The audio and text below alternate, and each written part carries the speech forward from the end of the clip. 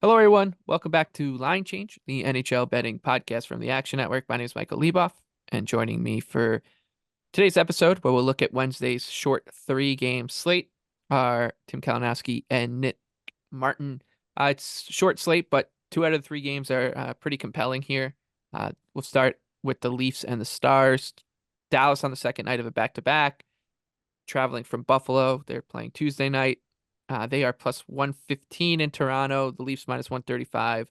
Total here of 6.5.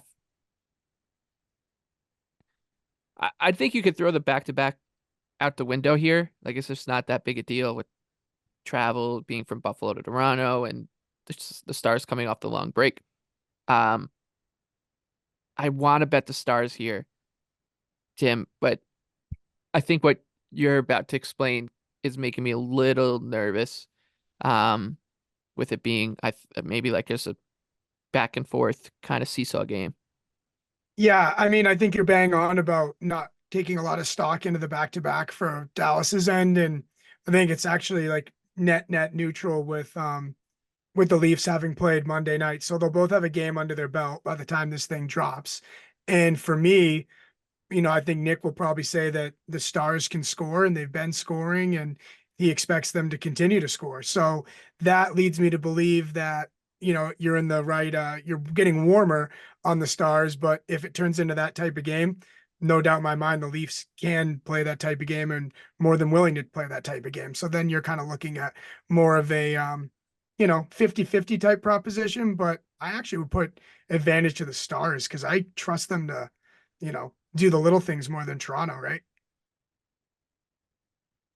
Yeah, I think that would be fair, but the one point you got to keep in mind too is this is going to be a Scott Wedgwood game, and with that Yeah, in mind, I think this price is fair, yeah. and the Leafs have been pretty solid.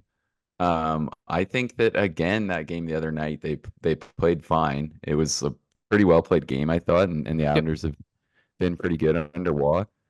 And the two games before that, I think both Jets games were kind of statement victories. So I'm not too low on the Leafs right now. If you look at their underlying results, and I know we always hear this with the Leafs, but they're right there with the Stars the last bit. So I kind of think the Leafs are trending up. I don't really want to fade them at this kind of a number. I still have a lot of faith in their Stars offensively. I think that case is pretty easy to make.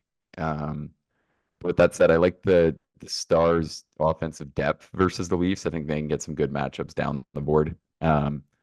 So for me, I mean, 6.5 when you talk about the way these teams have defended the last couple of years seems crazy, but I still think it's a good play. I think by the time Wedgwood's announced, this will move and I'm on it. It just feels one like I like the chances where both teams contribute to the total quite a bit. So that's why I feel like it's pretty reasonable to project it pretty high.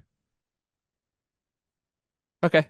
So we'll see. I think that's part of the reason I'm gonna end up on the Stars too, is like when Wedgwood gets the stamp here, I do think we'll see this number move a bit towards Toronto. Oh, Leboff, yep. can I throw one more? Maybe Nylander anytime gets off the schneid here. Like he can't not score forever. He had 6 shots against the Islanders on Monday night. So, I mean, That line was good. yeah, their line was good and they're Yeah, not I in a thought he looked position good. like they're not in a position to he didn't start out the game too hot, but they're not in a position to like take away ice time from him. They're so top heavy and pretty much I'd say lack like depth scoring that it's not like he's going to be he played over 21 minutes against the Islanders, which is up there with all their top guys. So he's going to continue to get chances. Yeah, I think that's fair. All right, let's talk about the Lightning and Rangers next. This one at Madison Square Garden, the front end of a back-to-back for Tampa. Their first game back from the break. The Rangers played on Monday, so keep that in mind here. But Tampa still, even with that edge for the Rangers and the Rangers on home ice, getting some respect here. This line, in the soft opener was plus 125. It's already down to plus 115 on Tampa. Blue shirts at minus 135, a total of 6.5. You'd assume Vasilevsky and Shesterkin for this one. Quick played on Monday night. He played really well. Hey, maybe they go right back to him and add further fuel to that fire. But still, the total at 6.5 with those two goalies is noteworthy. Nick, you were like me talking that I think at the original prices that we saw, like it's pretty clear that you'd want to go with Tampa, but if we're not going to get there, this one looks about right. Yeah, I think it's a clear Tampa or pass. And if you're getting anything better than plus 110, I would just bite. I think it is going to be Quick again, which is kind of interesting. But that sounded like the word out of practice today was that Quick was in the starter's net and he'll get it. I don't really. I mean, I just think right now, I don't love the spot for Tampa, right? We talked about some of that, but I think they're completely just sucking you in with this number. Tampa's game the last 3 weeks has been way better top to bottom than the Rangers. So um, I think you just got to try it, and maybe they come out and stumble a little bit, but I feel like the Lightning are coming around. They got some of their guys back too, which who knows how much that'll actually help. Like Sergachev had been having a really tough year, so we'll see how he does now that he's back in the mix. But I just thought this price looked wrong. I think these teams are pretty much pick right now, even in New York. And I don't mind like a road spot for the Lightning in New York coming out of the bye and the break, right? I feel like that's okay. I think you'll see them get up for it. Maybe they'll come out a little sloppy and not manage the puck overly well, but I just don't see what the Rangers have done recently to deserve this price. I know the Avs are really good, but that game didn't impress me at all either. They easily could have fared a lot worse. We're pretty damn lucky to get into overtime, and then it's just a coin flip. So, I mean, credit to them, I guess, for the resiliency, but to me, that wasn't a comment that any of their like even strength play is solved, and I still think there's some flaws on the roster right now. So, yeah, I think it's the Lightning or nothing here. Yeah, I go Lightning out of the gate. I grabbed the 120. I think that it's funny because the only thing really scaring me off of playing more on Tampa is the fact that the Rangers have played, right? We've talked about this a lot. Maybe, and I don't bet this too often, maybe Rangers to score first, Lightning to win the game, or one of those props that's like Lightning to come back and win. So I think that could be a fun little thing. And if not, hey, if you're late to puck drop, you could take Tampa Bay live possibly if the Rangers score first. So I totally think all those things are on the table. All you need is down a goal or down 2 goals. All you need is a Lightning power play and bang, you're back in it. We saw it with Tampa Bay, or we saw it with Toronto and the Islanders on Monday night. You could just smell that comeback coming. The I bet the Rangers and Avalanche exact score after 60 minutes to be 0-0 on Monday night at 200 to 1, and I thought that was a good bet. Just wanted to get that out there. It basically was. Yeah, the Avalanche scored like 8 minutes in, and I still was like, I think it still was a pretty good bet.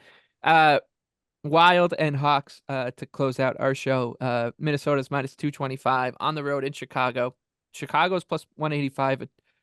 Total here 6. I think that this line is going to end up moving towards Minnesota throughout the day on Wednesday.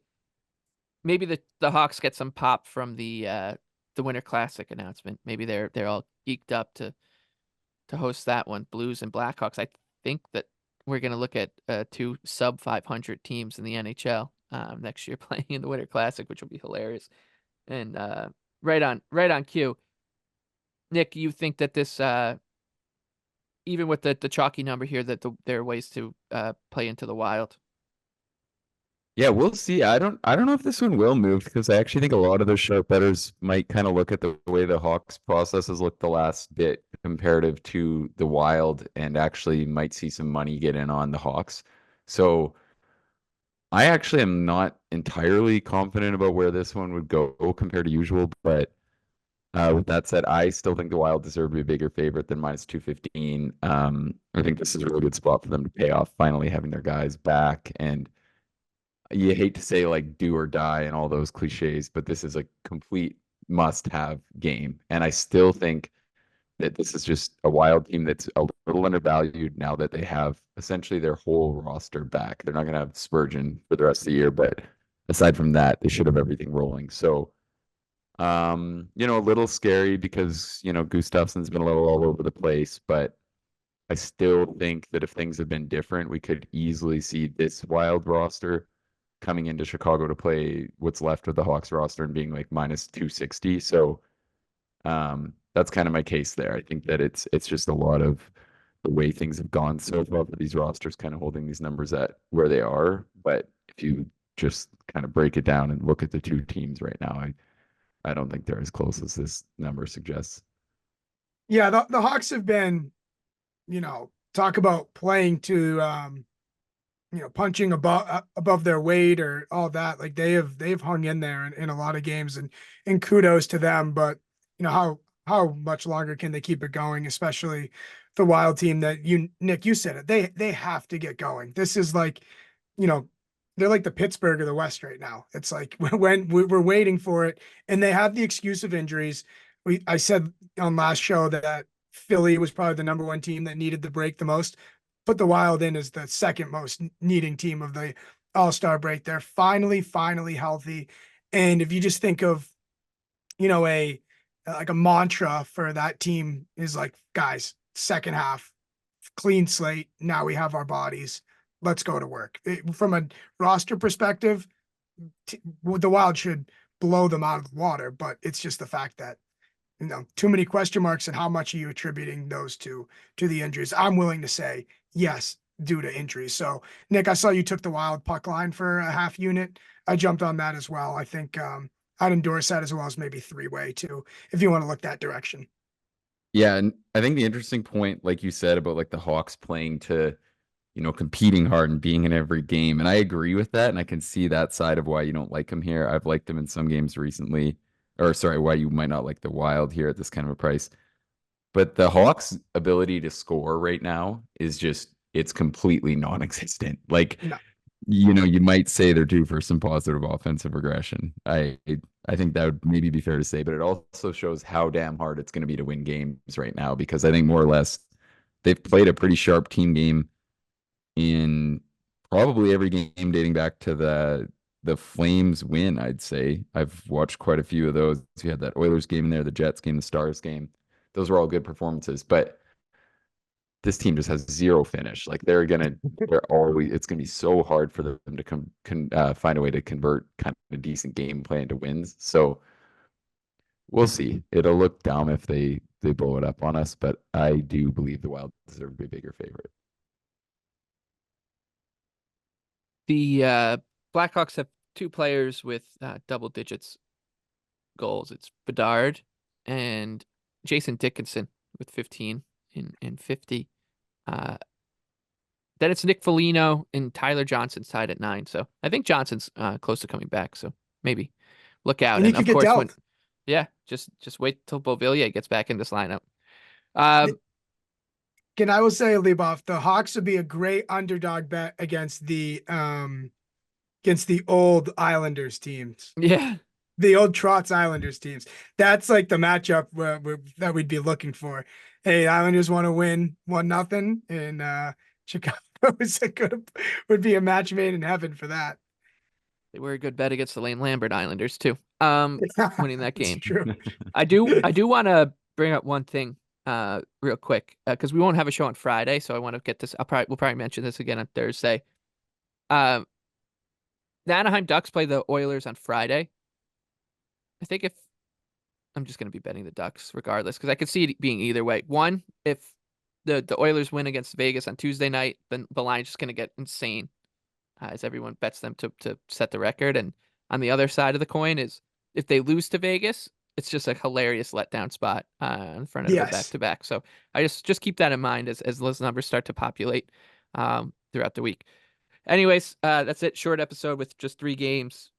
Leaning towards the Lightning. You guys like the over in Stars and Leafs. Nick likes, and you both like the Wild the puck line against the Hawks. I likely will end up on Dallas tomorrow when the line moves from the Wedgwood News. So we'll be back on Thursday. Much better slate of games as we start really ramping up the second half. And in that Thursday episode, I'm sure we'll talk Friday, and there's a huge slate on Saturday, so we'll give some thoughts there. So for Nick and Tim, I'm Mike. Thank you for listening.